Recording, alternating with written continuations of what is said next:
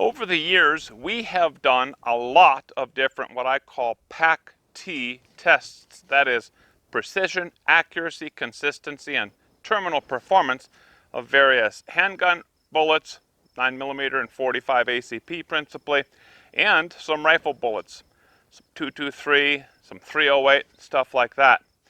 Well, you know, one of the notions out there is that shotguns are the greatest self-defense, personal defense, home defense weapon out there.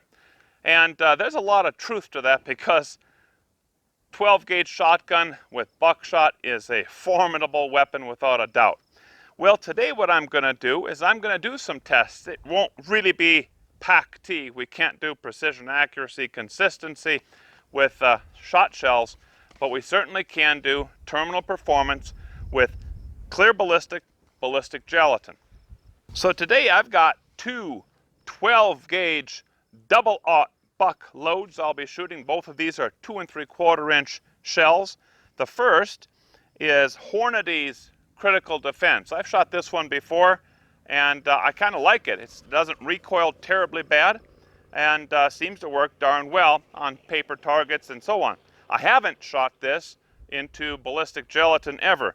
This has 8 pellets of double-aught buck traveling at 1,600 feet per second. So this thing's really going. Now you have to understand that double-aught buck is essentially, it's a round pellet with a caliber of .33, 33 caliber. If you shoot 9mm Luger, you're shooting .355, 35 caliber. So here we've got 8 pellets hitting the target more or less simultaneously at about the same size as a 9mm Luger, but it's going a lot faster, 1,600 feet per second. This offering over here is Federal's force multiplier. This is a copper-plated double-aught buck, 9 pellets in this one, 1,245 feet per second of muzzle velocity, quite a bit slower here. Now this one is supposed to fragment into 2 separate evenly sized pieces of buckshot pellet to increase the wound channels, or the number of wound channels. It also might make them not penetrate as deeply. But my real question is, will either of these penetrate as deeply as the 9mm? When we did all these different 9mm tests, we were normally getting 11, 12, 13, 14 inches of penetration on this 20% NATO gel block. So we're going to see how this goes. I'll put a couple of rounds on paper to see what the offset's going to be, then 7 yards at the clear ballistic gelatin. I've got my Remington 870 out here today. First one up, I'm going to shoot these Federal buckshot. Shoot at that paper target. I want to see the offset. This is at 7 yards.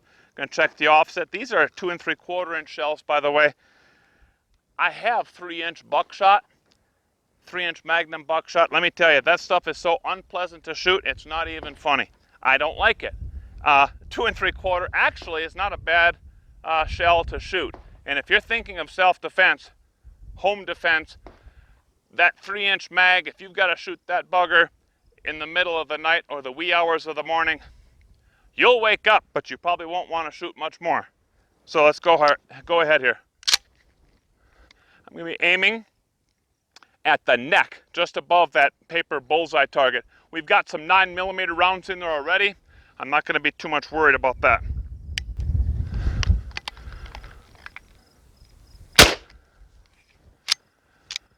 That big hole off to the left and a little bit low is the wad.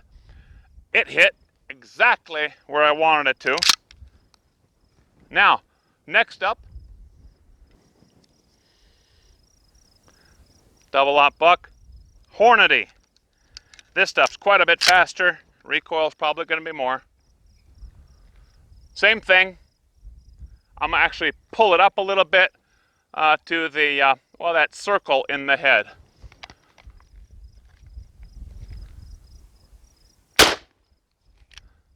Right where I needed it. Nice job. More felt recoil on that Hornady, but not bad at all. Now we're going to move it over to the ballistic gelatin. Federal double-aught buckshot.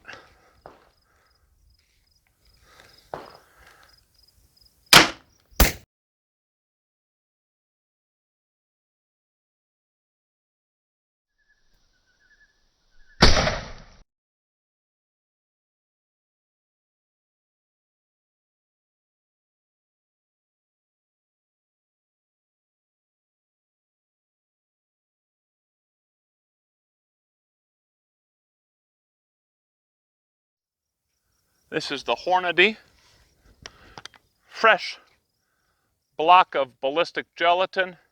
Let's see how this one does. Yeah, the recoil is a lot more on this Hornady. That Federal was 1,200 some feet per second was actually kind of pleasant to shoot, no problem. A lot more recoil on this one, not bad, nothing like the 3-inch mags, and it sure did put a hit on that. I put that wooden target out there so I would not have a ricochet on my normal metal base that I use, and I kind of destroyed it, which is okay. Let's go see how it did on the gelatin.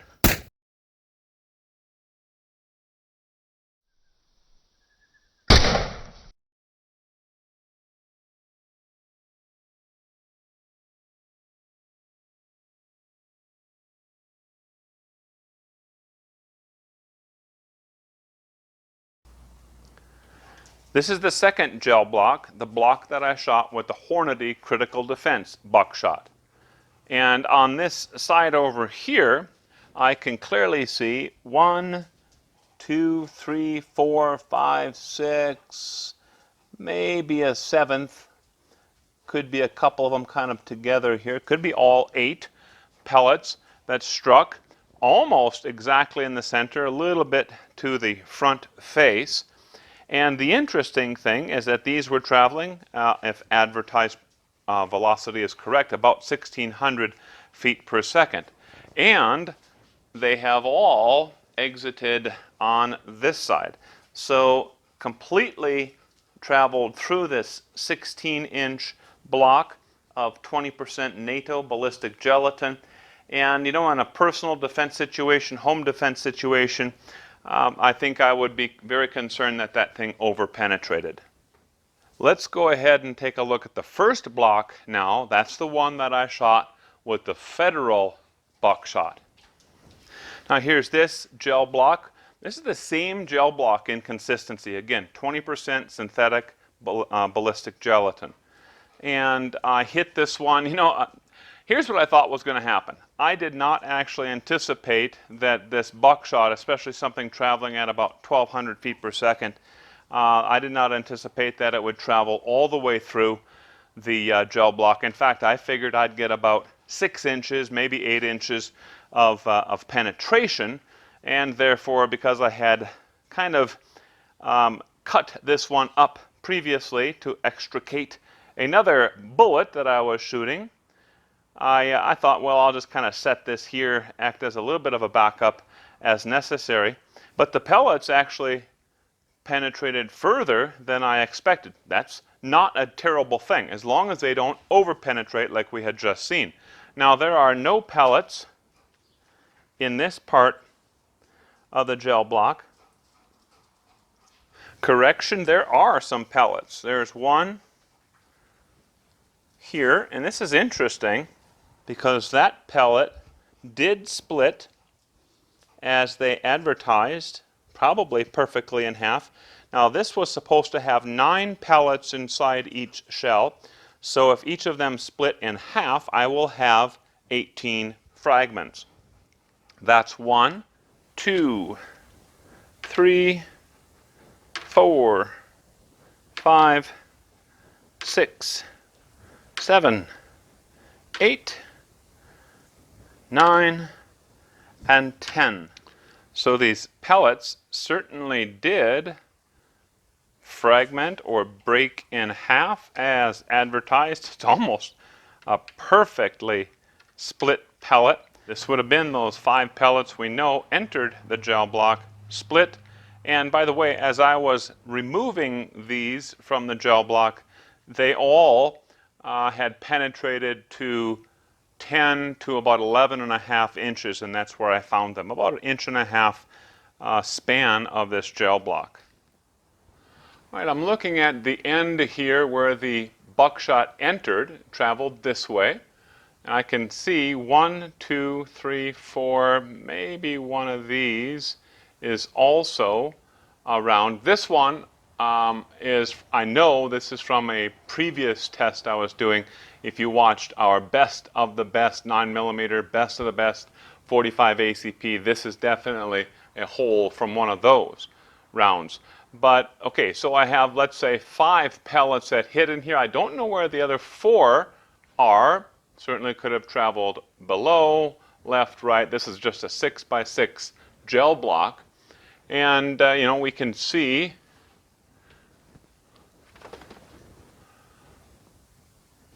kind of how they traveled in. I have really cut up this gel block trying to get the pieces out, the pellets out. You know, we got 5 of these 9 pellets that entered into that ballistic gelatin, about a 2-inch span, 2-inch group if you want to call it that. But my question is, where's the other 4? You might remember that when I fired this at the paper target, just like we have down there, that I called that large object that flew low and to the left, I said that that's probably the wad. And it very likely is, but I'm wondering if we've got some additional pellets that are following that wad, or where in the world are they going? So, one more shot. Federal force multiplier, force X2, same exact stuff. One more of these rounds, this time at 25 yards, so I should be able to see a better dispersion of how those shot pellets are flying.